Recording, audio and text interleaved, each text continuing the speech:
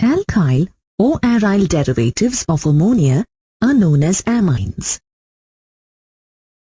Amines formed by the replacement of one or more hydrogen atoms of an ammonia molecule by alkyl groups are called alkyl amines. And those formed by the replacement of the hydrogen by aryl groups are called aryl amines. Like ammonia, the nitrogen atom of amines is trivalent and carries an unshared pair of electrons. The nitrogen atom in amines is sp3 hybridized. Out of the 4 sp3 hybrid orbitals, 3 overlap with the orbitals of either the hydrogen or the carbon. The 4th sp3 hybrid orbital contains an unshared pair of electrons. Hence, amines possess pyramidal geometry. Due to the presence of an unshared pair of electrons, the CNH or CNC bond angle is less than the normal tetrahedral bond angle of 109.5 degrees. For example, the bond angle in trimethylamine is 108 degrees. Depending upon the number of hydrogen atoms replaced by alkyl or aryl groups in the ammonia molecule, amines are classified into 3 types. They are primary, secondary, and tertiary. The replacement of 1, 2, and 3 hydrogen atoms of ammonia with 1, 2, and 3 alkyl or aryl groups yields primary, secondary, and tertiary amines respectively. Amines are called simple amines when all the alkyl or aryl groups are the same, and mixed amines when they are different. Let us now look at the nomenclature of aliphatic amines. In the common system, an aliphatic amine is named by prefixing the alkyl group to the amine. For example, the compound shown here is named as methylamine by prefixing the methyl group to the amine. In secondary amines, if the 2 alkyl groups are the same, then the prefix di is added before the name of the alkyl group. For example, the given compound is named dimethylamine. In tertiary amines, if the 3 alkyl groups are the same, then the prefix tri is added before the name of the alkyl group. Hence, the given compound is named trimethylamine. In case of mixed amines, the names of the alkyl groups are written in alphabetical order.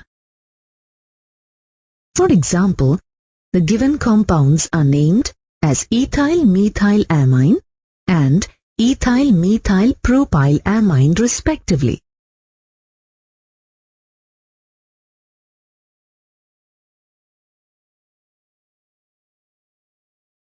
In the IUPAC system, alkyl amines are named alkanamines. The name is derived by the replacement of the E of the alkane by the word amine. For example, CH3NH2 is named methanamine. Secondary amines with the same alkyl groups are named N-alkyl alkanamines. Here, N represents the nitrogen atom and should therefore be capital. For example, this secondary amine with 2 methyl groups is named N-methyl methanamine. If the N atom has 2 alkyl groups with different number of carbon atoms, then the alkyl group with the less number of carbon atoms should be treated as the substituent and prefixed as N-alkyl group.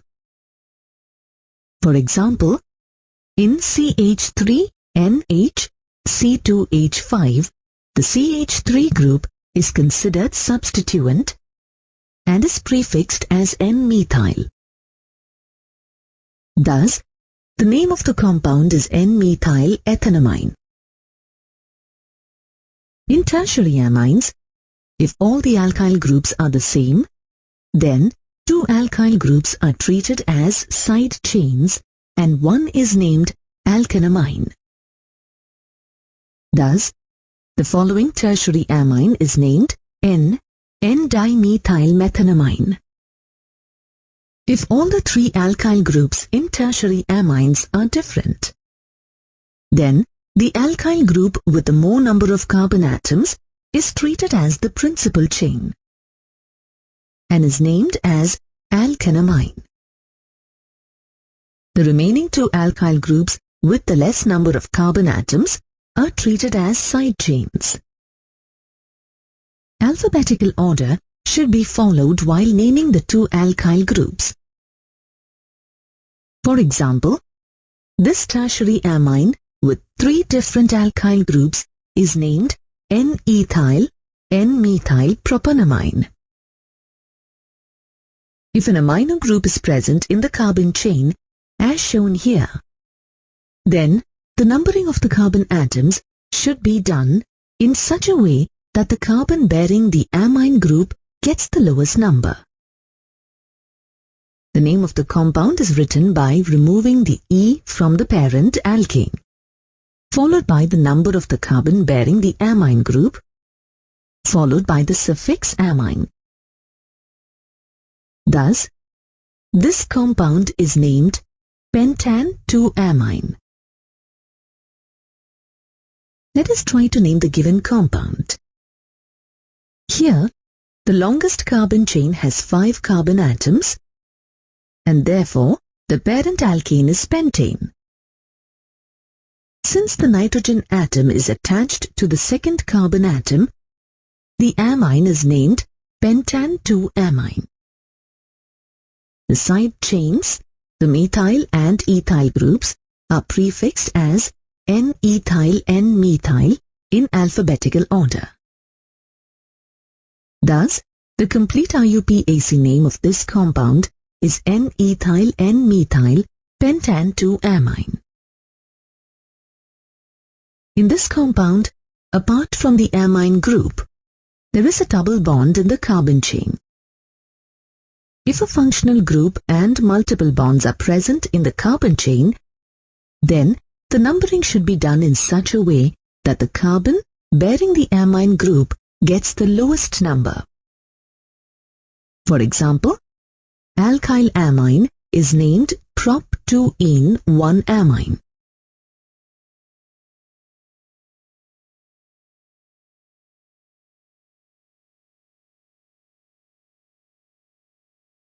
If the compound has more than one amino group present at different carbon atoms in the chain, then the numbering should be done in such a way that the sum of the locants is the least. Depending on the number of amino groups present, a suitable prefix such as di or tri is attached to the amine. Thus, the name of the compound is pentan-2,3-diamine. Similarly, the given compound with two amine groups at 1 and 6 positions is named hexane-1,6-diamine. Now let us see the nomenclature of aryl amines. While naming aryl amines according to the IUPAC system, the suffix E of the arene is replaced by amine. Thus, in the IUPAC system, aniline is named benzenamine. Note that aniline has also been accepted as the IUPAC name. Substituted derivatives of aniline are named by assigning the number 1 to the carbon atom that contains NH2 group. The substituents are listed in alphabetical order. For example, this compound is named 4-bromo-2-ethyl-benzene amine. Now try to name these compounds. In the first compound, since two methyl groups are present as side chains on the N atom and the main compound is aniline, the compound can be named N-N-dimethyl-aniline. In the second structure, an NH2 group is attached to alkyl group and a benzene ring is present as a side chain. Therefore, the compound can be named 2-phenyl-butan-1-amine. In the third structure, an amine group is present on the benzene ring and alkyl groups are present as side chains. Hence, it can be named N-ethyl-N-methyl-aniline. In the fourth structure, as two amine groups are present on the two adjacent carbon atoms, the compound can be named as ethane-1,2-diamine.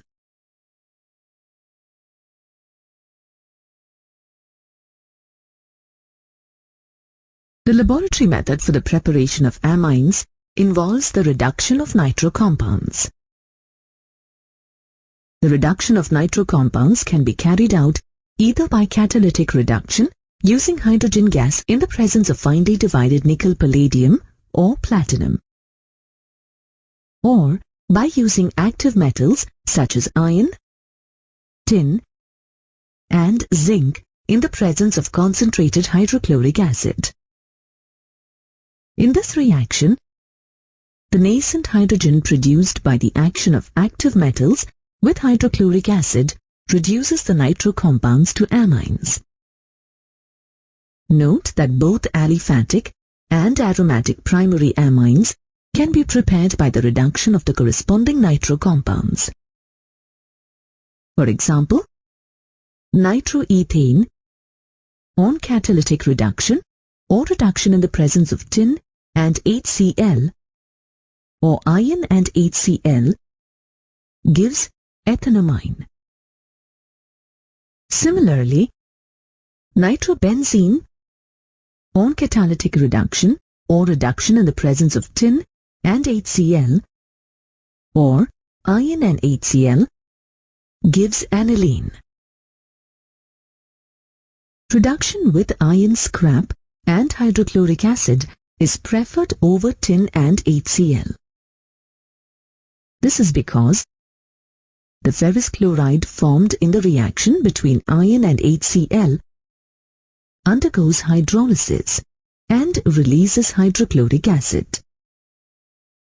Thus, only a small amount of hydrochloric acid is required to initiate the reaction.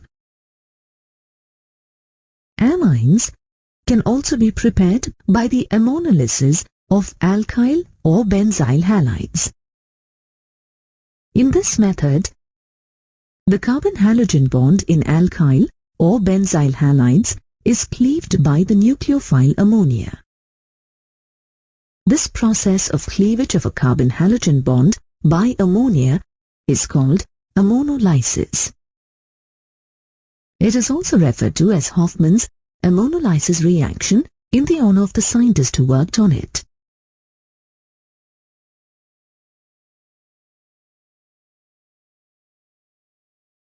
In this reaction, amines are produced when a mixture of an alcoholic solution of ammonia and alkyl or benzyl halide is heated in a sealed tube at 373 Kelvin. For example, when a mixture of chloroethane and alcoholic solution of ammonia are heated in a sealed tube at 373 Kelvin, a mixture of ethanamine, N-ethylethanamine, N-diethylethanamine, and tetraethyl ammonium chloride salt is produced. This is a nucleophilic substitution reaction where the halogen atom is substituted by the amino group. The primary amine thus obtained acts as a nucleophile and reacts further with more of alkyl halide to form secondary and tertiary amines as well as quaternary ammonium salt. The free amine can be obtained from the ammonium salt on treatment with a strong base such as sodium hydroxide. Ammonolysis has the disadvantage of yielding a mixture of primary, secondary, and tertiary amines besides a quaternary ammonium salt, which is difficult to separate. However, the actual composition of the reaction mixture depends upon the ratio of alkyl halide and ammonia used. If an excess of alcoholic solution of ammonia is used, then a primary amine is formed as the major product. However, if excess alkyl halide is used, then a quaternary ammonium salt is formed as the major product. Amines can also be prepared by the reduction of nitriles and isonitriles.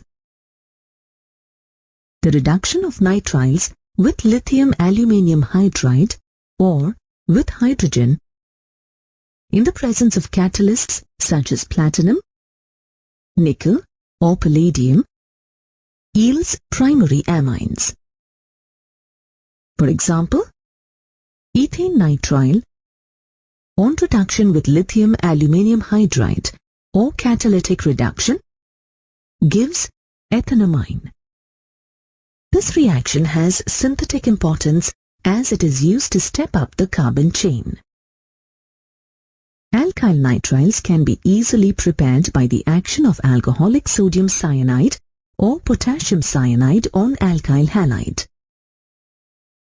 Alkyl nitriles thus formed are reduced to get the primary amines. This is an excellent method for the preparation of primary amines. For example, methyl bromide on treatment with alcoholic sodium or potassium cyanide gives ethane nitrile. This on reduction with hydrogen in the presence of nickel as the catalyst gives ethanamine. The reduction of isonitriles or carbyl amines yields secondary amines. For example, ethyl isocyanide on reduction gives ethyl methyl amine, which is a secondary amine. In this method, we get only secondary amines in which one group is always the methyl group. Another method for the preparation of amines is the reduction of amides. Amides on reduction with lithium aluminium hydride yield amines. For example, ethanamide on reduction with lithium aluminium hydride gives ethanamine.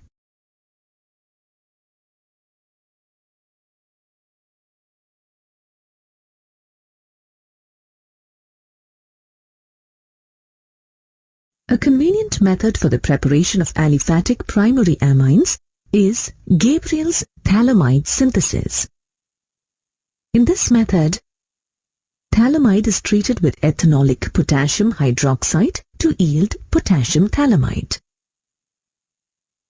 This potassium salt of phthalimide, on heating with a suitable alkyl halide, gives N-substituted phthalimide. The subsequent alkaline hydrolysis of N-substituted phthalimide results in the formation of the corresponding primary amine. For example, phthalimide on treatment with alcoholic potassium hydroxide gives potassium phthalimide. This, on heating with ethyl iodide, gives N-ethyl phthalimide. The alkaline hydrolysis of N-ethyl phthalimide gives ethyl amine and 𝙈𝙯 acid.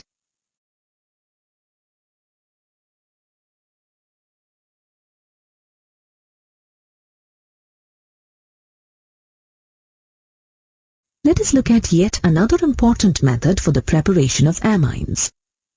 Hofmann's bromamide degradation reaction. Hofmann developed a method for preparing primary amines by treating an amide with bromine in an aqueous or alcoholic solution of sodium hydroxide. For example, ethanamide on treatment with bromine in the presence of sodium hydroxide gives methanamine. Note that in this reaction, the resultant amine formed has one carbon atom less than the parent amide. Hence, this reaction is used to step down the carbon chain. Let us look at the mechanism of the reaction. As you can see, the first step involves the halogenation of amide to yield N-haloamide. The second step is the abstraction of hydrogen ion by the hydroxide ion. This results in the development of a negative charge on the nitrogen atom. Step 3 involves the separation of halide ion, resulting in the formation of an intermediate with an electron-deficient nitrogen atom.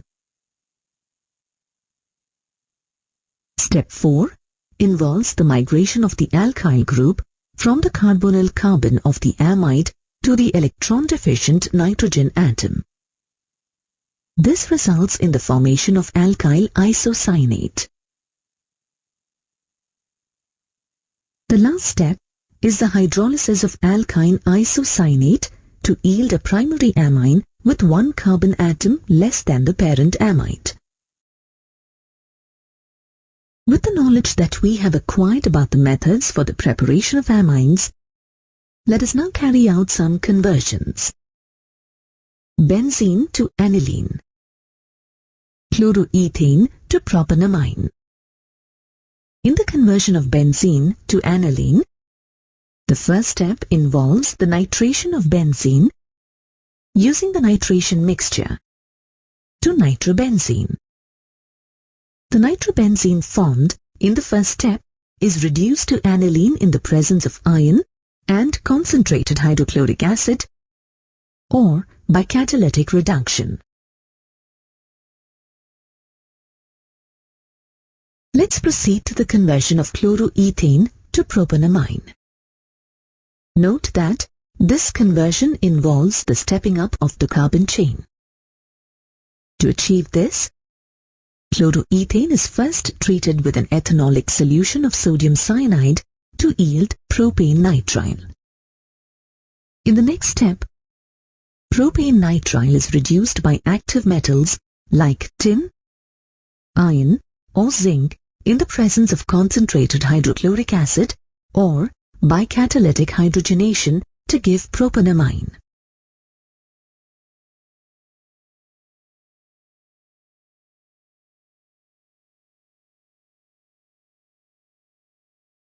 Like ammonia, amines are also basic in nature. Their basic nature is due to the presence of a lone pair of electrons on the nitrogen atom. This lone pair of electrons is donated to the proton of an acid to form a new bond. Amines are weak bases as they combine with water to produce fewer hydroxyl ions per unit volume. For example, an alkanamine combines with water to produce hydroxyl ions as shown in the equation here. By applying the law of mass action to the equation, the base dissociation constant or basicity constant Kb equal to the product of molar concentrations of RNH3+ and OH- divided by RNH2. You get an idea of the relative basic strength of amines from their Kb or pKb values. The larger the value of Kb or smaller the value of pKb, the stronger is the base. By observing the pKb values listed in the table, we can say that aliphatic amines are stronger bases than ammonia. On the other hand, aromatic amines are weaker bases than ammonia. The Kb or pKb values of amines are affected by factors like the inductive effect of the groups present in amines, the ease of solvation of protonated amines, and steric hindrance. Consider the inductive effect of an alkyl group of an alkyl amine. Since it tends to donate electrons, an alkyl group R pushes electrons towards the nitrogen atom and thus makes the lone pair of electrons more available to the proton of the acid. Moreover, the alkyl ammonium ion formed from the amine is stabilized due to the dispersal of positive charge by the plus inductive effect of alkyl groups. Hence, alkyl amines are stronger bases than ammonia. Thus, the basic nature of aliphatic amines increases with an increase in the number of alkyl groups. Therefore, the basicity order of aliphatic amines in its gaseous phase is tertiary amine is greater than secondary amine is greater than primary amine is greater than ammonia. On the other hand, the basicity order of aliphatic amines in its aqueous phase is ammonia is greater than primary amine, is greater than secondary amine, is greater than tertiary amine. This can be illustrated on the basis of the ease of solvation of cation. The positive charge on the nitrogen atom is also stabilized by the effect of solvation in aqueous phase. The smaller the size of the ion, the greater will be the solvation with water molecules and more stabilized will be the ion. Thus, the order of basicity of amines in its aqueous phase is exactly opposite to the order based on inductive effect.